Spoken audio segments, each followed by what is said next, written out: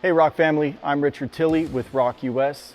In today's video, we're talking about cleaning and maintaining your press and the product that I use, and also some of the key areas I think you should focus on when you're cleaning and maintaining your press in your shop. So first things first, what I use here is called Rapid Remover. You can buy it on Amazon. It's an adhesive remover. It's $70 a gallon and well worth every penny.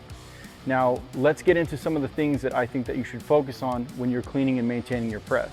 So first things first, what I've noticed that ink transfer actually happens the most in areas that get touched the most. So you've got your registration knobs, you've got your pressure switch, you've got your clamp on top of the print head, your front and rear clamp assembly switches, you've got your keypad, and then also the mount for the squeegee and flood bar. These are areas that get touched by the operators the most, so that's where the most ink transfer happens.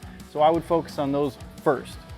Next, the area that I would focus on would be the front clamp assembly, the rear clamp assembly, and even the pallet arms. You get a lot of adhesive on here. The Rapid Remover takes that right off.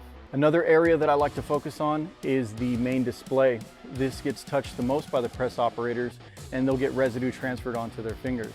So I focus on the display arm, the top, the whole entire top of the base itself, and then even down here below where a lot of lint accumulates.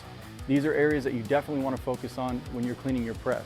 Now, for more helpful tips like this, visit us at ROQ.us, and thank you for being our partner in print.